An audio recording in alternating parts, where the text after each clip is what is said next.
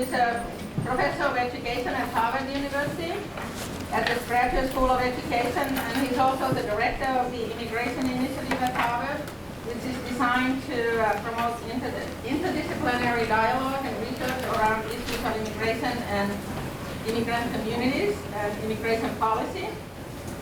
We're lucky to have Professor Gonzales here. He's the foremost expert on undocumented immigration in the United States, and he has conducted one of the most comprehensive studies on this topic, results of which have appeared in numerous articles in sociology and education journals and in several books.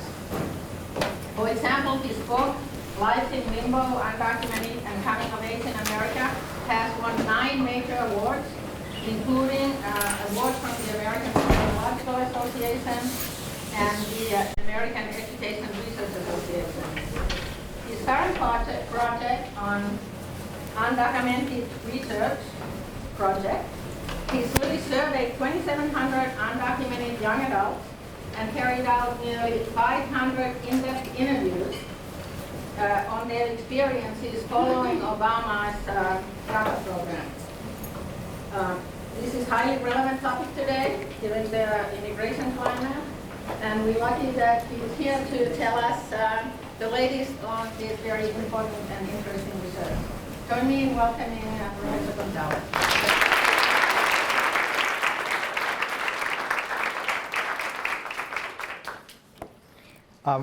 Thank you, Irma, for the kind introduction. It's great to be here. Thank you for coming out. Thank you to Irma, thank you to Pam, to Emily, to Emilio. It's been a great day and a half with faculty and students. In the language of immigration research, it's been an overwhelmingly positive context of reception here. I've really enjoyed my time here at Penn. What I want to do in our time during this hour is to talk a bit about my trajectory in working with and studying undocumented young people. So I've been doing this research formally for about 17 years, but my larger trajectory is about 27. So in the early 1990s, I started as a youth worker in Chicago. I worked at 2 community centers in Chicago, and my first job, I lived literally down the alley, and then I moved 4 blocks away to run a youth program. But for 10 years, I lived alongside of parents and kids. This opportunity gave me a real worm's eye view into the ways in which larger processes, like immigration, schooling, policing even, gentrification, how they were playing out in people's everyday worlds. For many of our families in that community, mostly mixed status families, Mexican families and Polish families, immigration status played a defining role in the development, in the educational experiences, in the adaptation experiences of young people. For many of those young people, actually, their own undocumented status constraints became very salient for them in late adolescence. As having grown up alongside of American-born friends and peers, gone to school with them, really participated in a way that was in childhood and schooling that was no different from their peers. But at a time when their friends started to take after-school jobs, obtaining driver's licenses, thinking about college, getting financial aid for college, they were hitting dead ends, unable to participate with their friends, unable to enter into really important defining rites of passage in this country. So fast forward a few years, and I'm in a graduate program in Southern California, in Irvine, California. Anybody here from Orange County? Nobody here from Orange County? Good, then I can talk about it. So being in Irvine was a push factor for me. So I had left Chicago working for immigrant community, and I'm in Disneyland. And so I didn't want to be on campus, and so I ended up spending a lot of time in neighboring cities, Santa Ana, Anaheim, Long Beach, East Los Angeles. And I'm meeting other young people who have very, very similar trajectories.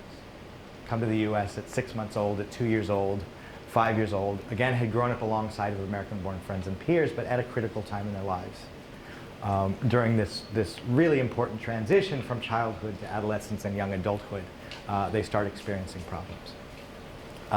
So I want to talk a little bit about about 2 projects, really quickly my LA study, and then move into what I've been learning over the last 7 years as I've studied the Deferred Action for Childhood Arrivals program, or DACA.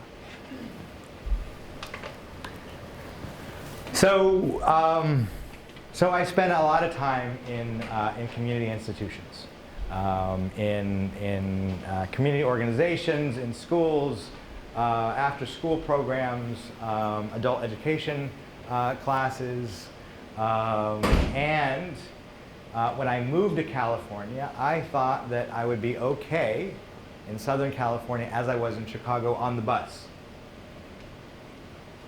So anybody here from Southern California? That is it is mission impossible. So the 6 blocks, six miles from where I live to the Irvine campus was about an hour and 45 minutes, and about 3 bus transfers. But on the bus, I met a young woman that I call Esperanza. And for Spanish speakers in the room, the pseudonym that I give her, Esperanza, meaning hope, is not without irony. So I meet her in 2002, and she's on the bus starting university, and she exudes excitement, enthusiasm, confidence, like she had been given a second chance. She had graduated high school 2 years prior to that, and when she graduated from high school, there wasn't a mechanism in place in California to allow her to attend college at in-state tuition rates. She'd have to pay non-residency tuition. 2001, California passed Assembly Bill 540 that allowed those like her to attend state universities, Cal State system and the UCs at in-state rates. So she was starting, after being out for 2 years, two gap years, she was starting university. Young people like her make up a demographic that, according to Doug Massey and others, is an unintended consequence of our border policy. And that is for generations, many from families like theirs, parents, usually dads, came to the United States to work seasonally, leaving their families in their countries of origin. The border was much more porous back then, and so they'd move back and forth. Kids and spouses would stay at home in the country of origin, largely Mexico. As we started beefing up the border, increasing agents on the border, building longer and taller fences, investing billions of dollars in surveillance technology, it became a lot more difficult, a lot more costly, and a lot more dangerous to cross. Labor demand didn't slow down. So instead of making these difficult and dangerous journeys, is that migrants started bringing their families and staying in the United States. Right? So we have today a population of long-term stayers, right? A settled population of about 10.5 million that have been in this country for vast majority, overwhelming majority, for more than 10 years, and with families.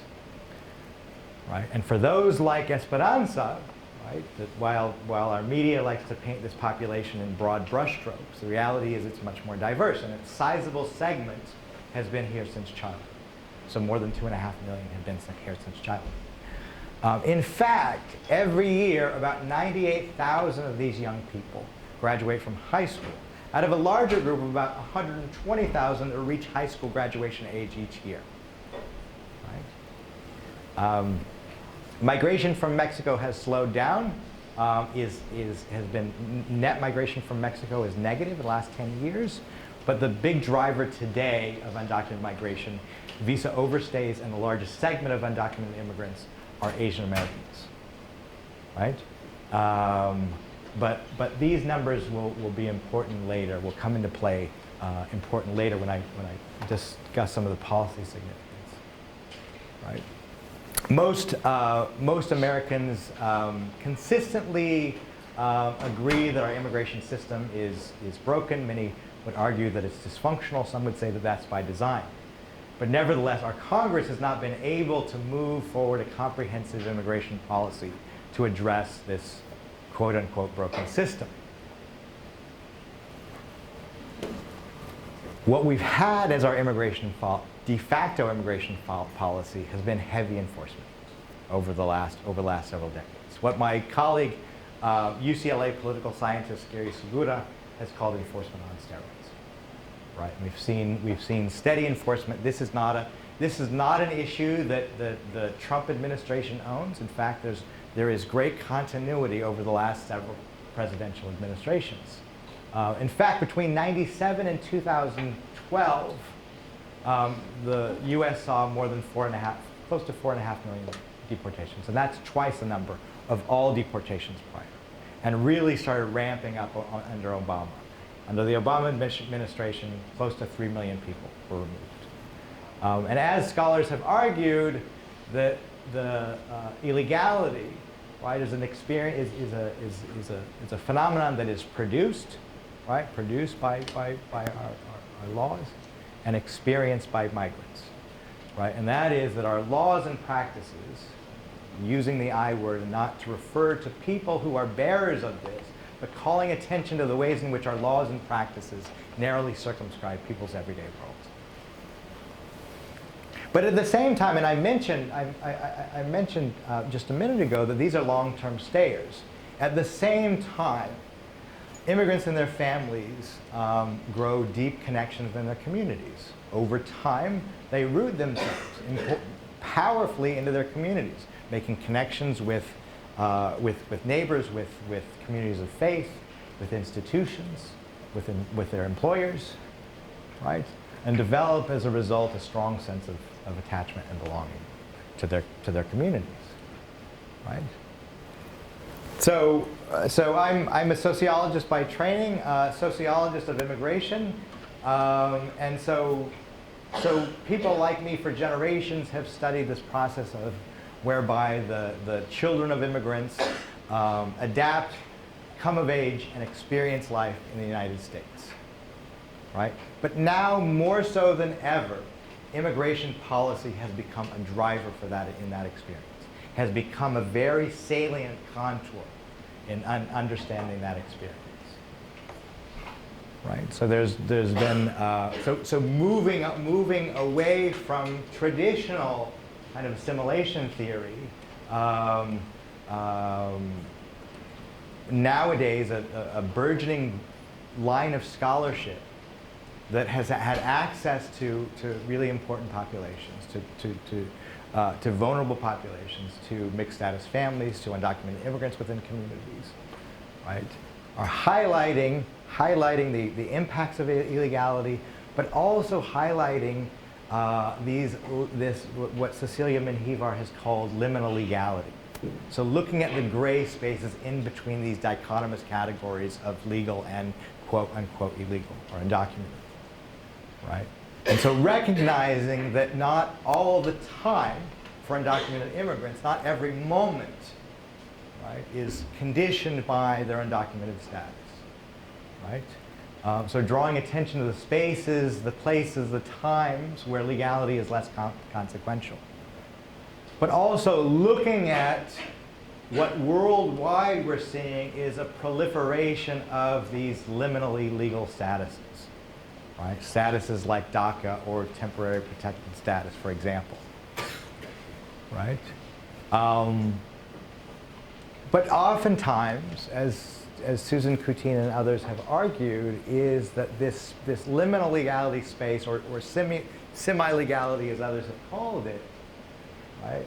That oftentimes that these forms of belonging that are attached to these statuses, they're conditional, they're partial, they're temporary, and they're revocable, right? So at any moment, these inclusionary policies, right, that don't lead to a pathway to citizenship, right, that aren't formal legal citizenship can be overturned, right? And even immigrants who today might possess these statuses as people are well aware with DACA, they can be apprehended. So green card holders can be apprehended and deported, detained, removed from the country. Right? In my book, Lives in Limbo, I argue that illegality is a master status. And so, so I've addressed my use of the I word, illegality, is not to draw attention to people as illegal subjects, but rather, again, to understand the ways in which our formal laws and processes shape people's everyday lives. And this idea of a master status, so social scientists historically think of traits like race and gender, for example, as master statuses. Right? So it's a trait, it's an experience that dominates or overwhelms all others. Right? For the young people that I met in California, this is a binding constraint, a lead weight, if you will. That over time, eventually over time, regardless of initial advantages, regardless of English language fluency, regardless of educational attainment, that over time, here's this lead weight that drags people down. For these young people, here's a dilemma, and I've hinted at this already, is that by virtue of a Supreme Court decision in Plyler versus Doe in the early 1980s, these young people are integrated from day one into a powerful Americanizing institution of the public school. Right? Very important defining experience. But Plyler's reach was limited. Plyler didn't address education beyond K through 12 and didn't address life beyond school. Right? So whereas these young people can grow up, get an education, right? They can't drive legally in most states. They can't work legally. They can't travel outside of the country. They're excluded from financial aid. Right? So our laws treat children and adults differently, but don't account for the continuity of children becoming adults. Right? In my work, I've conceptualized what I call this transition to illegality. This really important awakening moment for many young people, and they just really come to grips with the limitations of their undocumented status. Right? And what follows that is blocked access to a lot of really important pursuits, opportunities, forms of access. There's a lot been made of these first two, and much less has been discussed about stigma. But at the same time that they're coming of age and into a greater awareness of their legal limitation, also coming into greater awareness of their identity as undocumented immigrants and what that means in today's society. And so as a result, many of the young people that I've met, chose to keep this status a secret, for fear of the repercussion from friends, from teachers, from counselors, even sometimes from romantic partners. Right? But this management of this stigma for them, I won't ask people to raise their hand if you've ever kept a secret in your life, but I can imagine that many people in the room, many of us have kept secrets. And if it's a big secret, right, these things bleed into other areas of our lives. So to put a finer point on it, for these young people, what it meant, so for example, for a salutatorian, right, high school salutatorian, to have to explain to friends why she's taking a gap year that's turned into 5 years, right? Why in Los Angeles, not stupid like me trying to take the bus, but why in Los Angeles the young man is getting around on the bus instead of driving like his friends. Or why young people have had to turn down dream opportunities. This stigma management, though, serves as a secondary border that reinforces legal exclusions. There's a very bright boundary between what's legal and what's not, right? What's off limits for undocumented immigrants. But this is a lot more fuzzy, right? This is young people. These are young people opting out of critical networks of support. From friends, from teachers, from counselors, right? And then as very early on, the biggest surprise in my study is that this experience for many young people, right, is manifested in strained well-being. The young people that I've met over the years have described physical and emotional manifestations of stress. Chronic headaches, toothaches, problems getting out of bed in the morning, sleep problems, eating disorders, a range of eating disorders, what they are labeling as depression, suicidal ideation. Very, very strong link between undocumented status and strained well-being. Right? But things changed for many of these young people in 2012 when President Obama announced the DACA program, right? Providing work authorization, renewable every 2 years, access to deportation relief, and temporary Social Security numbers.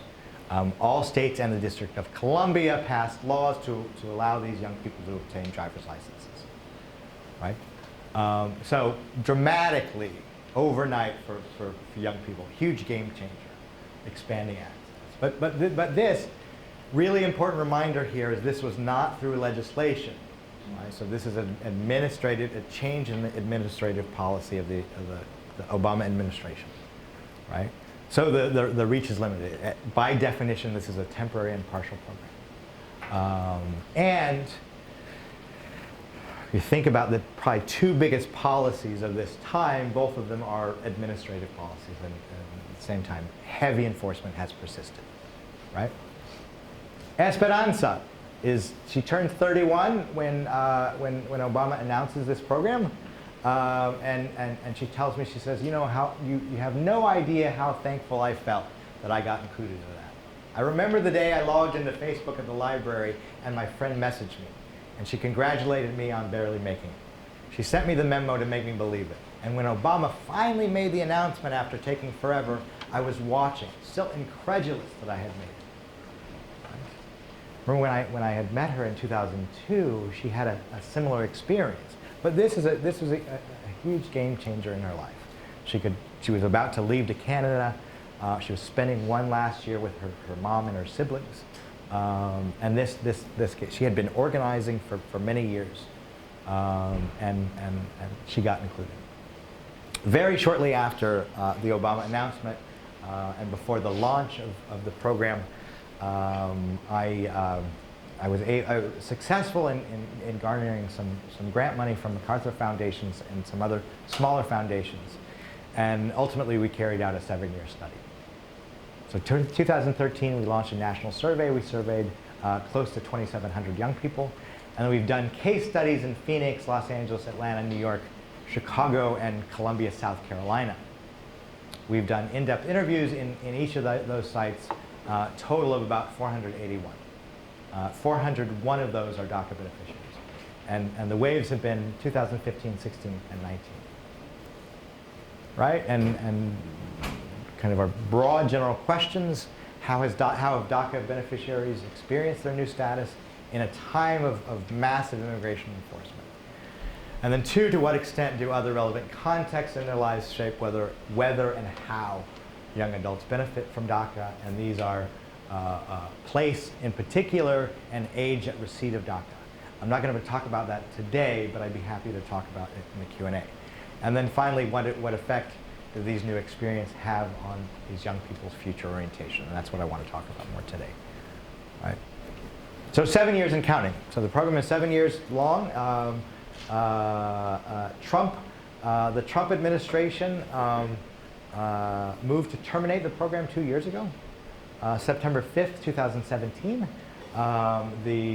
This has been tied up in the courts. Supreme Court will hear this on November 12th. As a result, the program is taking no new applications, but those who have a DACA status have been able to renew over the years. Right?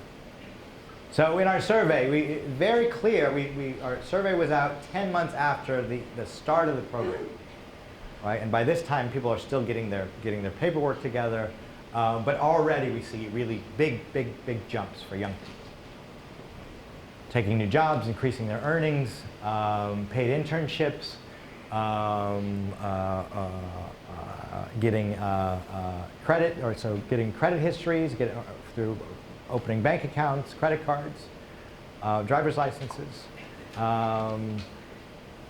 This policy, as a policy of immigrant integration, I will talk about shortcomings in a few minutes, but inarguably the most successful policy of immigrant integration of the last 3 decades or more. So taking giant leaps to the mainstream, and there's just in the short term, really, really powerful. Right? So the benefits of DACA were greatest to college students, more likely to obtain new jobs, increase their earnings, and obtain internships. And for college graduates, most likely to obtain new jobs and increase their earnings as a result of the DACA status. Nevertheless, and that's the story, it's a story that most of the media focuses on these high achieving young people. But more modestly achieving young people have done really well under DACA. And that is because of the education requirement to have completed a GED, high school diploma, or be in the process. Right? It has provided on-ramps for many young people back into educational programs, into GED programs, into adult literacy programs, young people who had stopped out of college, back to college. Right? And many of these young people, over the last 7 years that we've seen, as these young people have used these opportunities as stepping stones to start as building blocks for new careers. So that is that young people entering into GED programs, for example, successfully moving through GED programs. Remember, DACA doesn't address exclusions from financial aid. So young people who wanted to pursue medicine, going into shorter certificate programs, for example. So physician's assistant program, X-ray technician program, right? Finding these pathways, and then from there, obtaining jobs, and then continuing their schooling and continuing to build on this. And so 68% of our respondents who completed a certificate or licensing program saw their hourly earnings increase from about $5 to $8 an hour to about 14. And more than three quarters of them at least double yearly salaries, right? And this is for much more modestly attaining young people. It also really buoyed their outlooks, right? As Jen from Los Angeles said, it gave me the hope that my future is not up in the air anymore, right? Much has been made about this population relative to their parents and their family members. And I want to address that. I want to address that tension a little later on. But what we've learned is that almost all of the young people that we've talked to have used the DACA benefits, the new job, the driver's licenses, and extended those benefits to their families. So it's been a net benefit to the household. Right? Is that young people are 2/3 of our survey respondents, they were less afraid of law enforcement, less afraid of deportation. 70% said they felt less stress in their everyday lives. So really can't underscore this enough, right? Articulating a greater sense of belonging. Max from New York told us, I finally feel like I'm part of the US, like I'm no longer living in the shadows. Jenny from Chicago said, I feel like it saved my life.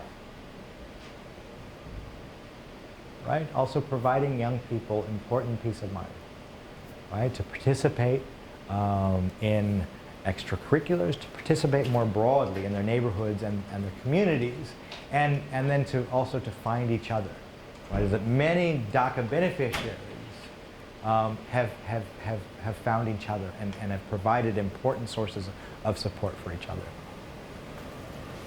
But again, right, this is a temporary and partial program, an administrative program, not a pathway to citizenship, right? And so there are major issues with this program, major shortcomings, right? And the impermanence is a really critical thing for young people, not being able to fully sink in, right? To be able to fully plan. And Oscar from Phoenix is talking here about the renewal process.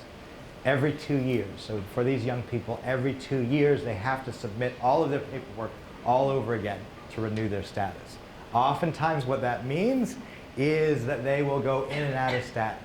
So maybe United States Citizenship and Immigration Services experiences delays in processing their applications, and as a result, many of them find themselves out of work for a period of time. There's been a large number of DACAmented teachers right? Some of which have had to move out of the classroom for periods of time. And Oscar says once you have to renew it about his DACA status, you have to start from scratch. For example, you're working. You got the work permit, you're a hard worker, you're part of the team. Your coworkers know you. They get to understand who you are, how you act, and everything. You're part of the group. Out of nowhere, just because 2 years are done, they treat you like you're nothing. You've got to go through the process all over again. That means that you could be fired, or you could be without a job for a couple months because you need to renew something that they know that you already have. Right? Short-term mobility, but in the long term, some major cracks for these young people. Also, what does it mean, right, for a larger population of 10.5 million people, right, in a policy that only targets a small segment of that community, a community that remains vulnerable, right? And so for many young people, again, really very strongly connected to family members who are and communities that are in need of relief, right? Who are experiencing ongoing family vulnerability. 7 years now is that many of these young people have bigger responsibilities and in their families much more is at stake, right? And for them, a lot is at stake. More people are depending on them, right? And they're not only independent, right, as early adults, but many of them are now caretakers of their families, right? And the stress, while that many of them are not afraid anymore of being deported about their, and this is 2005, 2015, 2016, not afraid of their own being picked up their own, but afraid of family members. From our survey, 70% of our survey, 2,700 young people, 70% knew somebody who'd been detained or deported. Right? About 2/3 said that they worried most of the time that someone in their life, parent, family member, neighbor, friend, coworker, that they'd be deported. Right? Here's Angela from Atlanta, Georgia. She says, I'm always scared. What if my mother gets deported out of nowhere? What if my older sister doesn't fix her status? What's going to happen with her daughters? How is my brother-in-law going to take care of things? And how is he going to handle it? They're all very close. They live together. There's still a lot of fear in my family. All right? So young people can move forward, but they're still within a context, right, that is vulnerable and scared and stressed out, right, and anxious, and that has huge reverberating effects on them in their lives, right? And so, and this is an important finding, and probably none of our respondents would say this, right? Many of them were really proud that they were able to provide for their families, so they're able to, many of them now driving parents to and from work, to appointments, taking on extra jobs so that they could start paying more bills within the family, right? And many of them are very proud and very eager to be able to help. But it has more strongly tethered them to their families, right? And it's created new dilemmas, right, for them and for their families. And then finally, I want to talk for a few minutes about life under the Trump administration. As many people probably know, that for many immigrant communities and families, the Trump election and this administration, which has really put immigration front and center in its policy, right? It's a hallmark issue, right? It's had a profound chilling effect. Right, for young people, for their families, for communities, for towns and cities across this country. As I mentioned before, on September 5th, U.S. General Attorney Jeff Sessions announced the end to the DACA program. The wind down of 6 months is being tied up in the court. We've seen, and this is just a sampling of some of the actions. Right, so this zero tolerance policy, the family separations, scaling back conditions for asylum, also trying the attempt to terminate the temporary protected services for individuals from many countries. That's also being fought in the courts, right? But this chilling effect under Trump. And here's Eddie, who is a DACA beneficiary from Phoenix, still holds a DACA status, but is much more stressed than he was a couple years before when we interviewed him, before the Trump administration, before the Trump election. Eddie says, I try not to think about it, about being deported. When it does happen, like saying I'm driving fine. Driving the speed limit, hands on the wheel, 10 and 2. Then I see a cop behind me. I think, was I speeding? Was I going 5 above the speed limit? Did I turn? When I turned, did I use the signal right? Is he looking at me? Is he looking at my skin? He's looking at the color of my skin. I think, am I going to get deported if I get stopped? Am I going to go to jail and then get deported? So if I get deported, am I going to get deported where I live or I used to live? Or are they going to send me far away? They're going to be like, oh, he lives over here. Let's send him over there. If he does stop me, is he going to take my car away? Where's it going to go? My mom, how are they going to get help? All of that goes through my head. It affects me mentally, physically, and emotionally. Every time I read that quote, I get stressed out.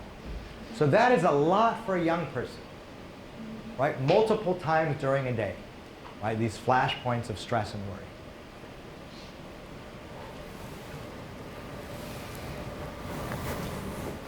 For young people now, with the threat of the termination of this program, right now about 700,000 young people who still have this status. And continuing to renew, but not knowing if this last renewal, if the current renewal is their last, right? And so having an expiration date, right, for young people has become a big stressor, right? Having a date, right, a termination date, potential termination date of their status has become a huge stressor, and as a result, young people are starting to craft what we're calling imagined futures. Carlos from Phoenix tells us, he says that now my future is stressing out because of who I am and what I have and what I don't have. What I have are problems. What I don't have is a solution for my future. Now I'm stressing out for my future because it's not clear. Right? Sujin from Los Angeles says, I feel like DACA changed my life. Yeah, it changes life, but I don't really know. I don't know if it really changes the future. And this is a really critical distinction point for these young people. In the short term, as I mentioned before, right, incredible access for these young people that they didn't have before, right? But not something that is no clear pathway for them, right? DACA doesn't turn into anything else, right? Doesn't translate. They can't then move their DACA into a pathway to a green card to citizenship, right? So the future question remains, right? And this question is looming larger under the threat of the removal of this program, of this status, right? You think about for young people, what school does, it really, for most of us, instills a future orientation, right? And that is that for many of us growing up, right, we set goals, right? Set goals based on, like, okay, so I want to get into a magnet school, and so I need these grades to get into this magnet school, right? Think about college. You need to be worrying about your GPA. You're worrying about extracurricular activities, and these are things that you do, the steps that you take as you plan, right? You're seeing this future, right, and planning for a future, having aspirations and planning for it. For these young people, not having a sense of this future, right, for many of them has been really debilitating. So for these young people and these imagined futures, to put a finer point on this concept is that these young people are crafting kind of dual pathways, right? So a future in the United States, right? So planning on, trying to remain optimistic. I spoke about the building blocks earlier, right? And try to put one foot in front of the other and plan, right? So that if the program is not terminated, if it leads to something else, right, there's this planning that's taking place. But on the other hand, worrying, right? Worrying about a termination, worrying about what's going to happen. Okay, if I have to, I don't want to, then I'll go back to my home country. So making those plans too, right? Again, Jenny from Chicago. Honestly, I think it'll slow down my plans of becoming a lawyer. She wants to be a lawyer and helping my family. In 10 years, I hope to be some kind of elected official, at least run a school board. I'm working hard to get there, but it definitely won't happen if my immigration status didn't change. She said my undocumented status would impact my goals if they were to take DACA away. It would pretty much obliterate my goals. It's just like taking my dreams away. I won't be able to do a lot, so I would be stuck working at a fast food restaurant. Right? So pathways that are not, these are not linear and positive pathways of thinking about it. Right? And here's Leticia from Atlanta. If it does come to that, what am I going to do? It would be really hard to survive in Mexico. But if it happens, it's going to happen. So that's why I'm preparing for it. I'm trying to save up. I have a sister who lives there, so I can go to that town, find a small apartment, get her support for a little while until I can get on my feet. Right? Ideally, not what she wants to be doing, but trying to have a plan. I don't know if it's plan A or plan B, or if it's A1, A1, A2, or if it's a parallel AA dual plan for these young people. Right? And again, this concept of an expiration date. Finally, here's Radha from New York. She says it's emotional because you learn to love a place and you learn to grow there. And then you're, well, any day someone can decide that that's not going to be your place. The fact, to a large extent, you don't have control over your life. You can have control over what you want to eat today, maybe the shoes you want to wear. But you don't really have control of the big things that make a huge impact. And that's really hard to plan for things. So in conclusion, this program, again, arguably or inarguably, I would say, the most successful policy of immigrant integration last few decades. For young people, it's also really powerfully shaped personhood and agency for them, right? But the temporary and partial nature of this program, it leaves many questions unanswered, right? And it's created a whole host of new dilemmas, new stressors for young people, right? So just as these young people today occupy this legally ambitious position, this liminally legal status, their access to the polity, right, is often shaded and at times even threatened by their sense of vulnerability. Right? So DACA is exposing what Cecilia Menjivar would argue to be gradations of gray in between these categories, these dichotomous categories of legal and unauthorized. Right? And so while newfound access for many may offer a buffer against vulnerability, illegality still renders the boundary porous and thin. Short-term mobility for these young people doesn't provide answers about the future. And then finally, thinking about questions of policy and practice, how do we think about the extension of this work to policy and practice? Certainly for these families, for these young people, for their families, for their community, the legalization is the tide that raises all boats, right? But there is this element of time here that's really, really critical, right? Last legalization in this country was 1986. The DREAM Act was introduced in 2001.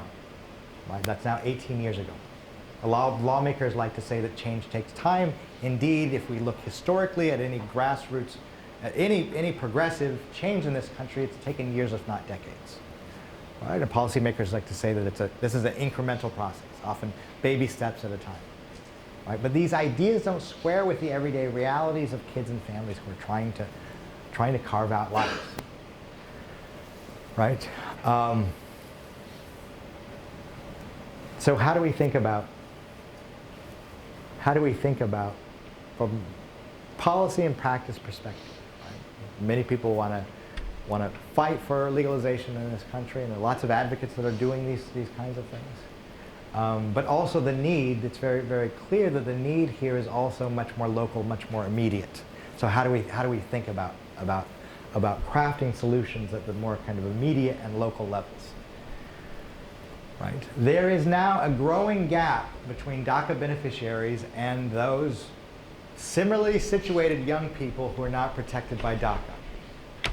So for example, all states now and the District of Columbia offer driver's licenses to DACA beneficiaries, but only about a dozen of them offer them to undocumented students who are not protected by DACA. The state of Massachusetts offers in-state tuition to DACA beneficiaries, but not to undocumented students who are not covered by DACA. South Carolina excludes undocumented immigrants from public post-secondary education in the state. DACA beneficiaries are allowed to attend, albeit at out-of-state rates. The Hispanic Scholarship Fund, the largest Latino scholarship fund in the country, went back and forth on this issue for many years. And finally, when DACA was implemented, decided we can, there are lots of fights with their boards, we can provide scholarships to DACA beneficiaries, right, but not to undocumented immigrants. Many graduate programs across the country, right, can now fund doctoral students through, because they can take RA-ships, they can teach in our classes, right? But many universities don't extend the same opportunities to undocumented students who are not covered by DACA, right? Oftentimes within college campuses today, the conversation and how this group is labeled, oftentimes now DACA students. Never mind that there are many undocumented students on campus that don't have DACA. But the conversation has moved all the way to DACA, right? And so it's created a huge and growing gap. Why is that important? It's important for a number of reasons, but if this program is terminated, a lot of these benefits that have been extended to these young people, right, will go away. So also an urgent need for local responses to enforcement and belonging. These young people and their families have to carry out their everyday lives. How do we think about for teachers, for counselors, for social workers, for healthcare professionals, for local chambers of commerce, police districts? How do you play a role in people's lives? Right? So widening a menu of pursuits that young people can access that's not tied, right? These legally permissible, that's not tied to their immigration status. Right? Creating safe learning environments. Across the country, many middle schools and high schools are taking cues from higher education campuses, right? That now have these undocumented student centers. They have these undocumented student groups, right? We're seeing small but growing efforts in middle schools and high schools. Offering opportunities for staff, for teachers and counselors. So superintendents offering opportunities for training, and not one-off PDs, but real opportunities, right, to grow visible and viable networks of support. Teachers, counselors, community members, school leaders. And then finally, I'm sure that I've said finally 5 or 6 times. My wife teases me that I talk a lot and I talk very slow, so I appreciate your patience. Finally, connecting families to resources, legal, mental health, educational, and social services. That was really the finally. You all have been really patient. I really appreciate it. If there's any time, so if there's any time left in our hour, I'm very happy to have a conversation and ask questions. But thank you.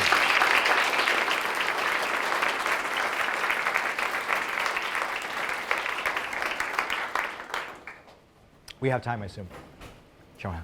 So thank you so much for a really fascinating talk. And you did a wonderful job of showing us why DACA hasn't solved the long-term employment and problems that you identify in Lives in Limbo. But I know one of the most striking things to me about Lives in Limbo was also the interpersonal conflict and isolation that you really brought out, that people were afraid to be open to their friends or even to significant others about their status. Is that something that DACA has helped to change, or is this another area where the more things change, the more they stay the same?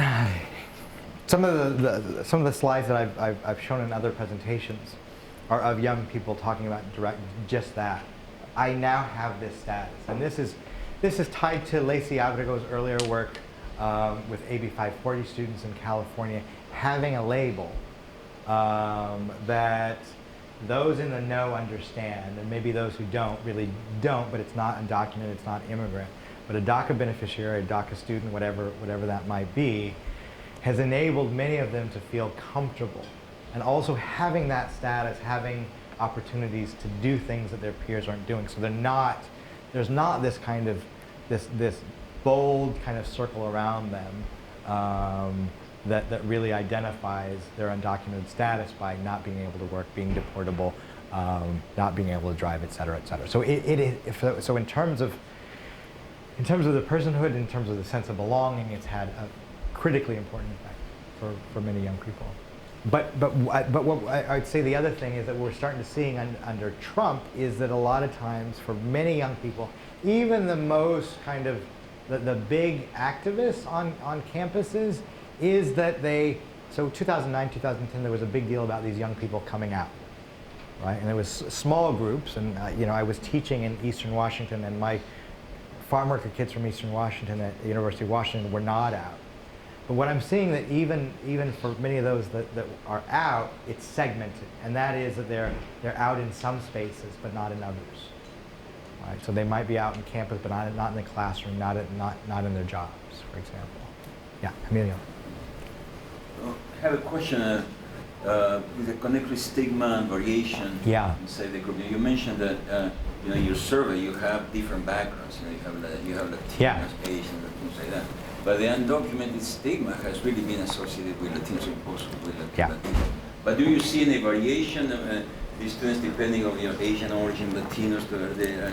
Yes. So there is significant variation. There's variation across groups, and I think that you point out very correctly that for Latinos, largely for brown-skinned Latino immigrant young people, there's a huge stigma. There's a huge stigma on their back. There's no mistake that Trump started his campaign with Mexicans as murderers, as rapists, and this has been the kind of single story for undocumented immigrants. This is the face, right? And other young people have been able to pass, to quote unquote pass as non-undocumented. So, for example, I several years ago did a series of PSAs on DACA. I was working with the Televisa Foundation. They were doing these spots. Korean American young person did his spot in English, and then they wanted each person to do it in their home language. His parents would not let him do it in Korean because he was afraid of the stigma. They were fine. He was fine in most aspects of his life until he outed himself. Right?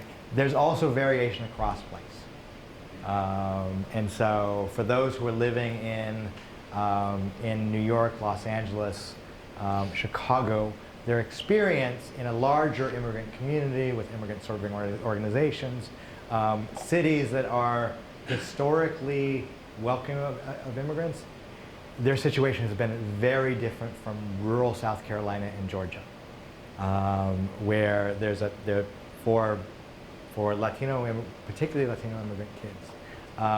For African origin immigrant kids, the story there is mixed, and this is there's a hint of, I think, what Mary Waters uncovers in Black Identities is that many of them assimilate into kind of African American culture, community, et cetera, et cetera. But in most communities, not assumed to be undocumented until they kind of out themselves.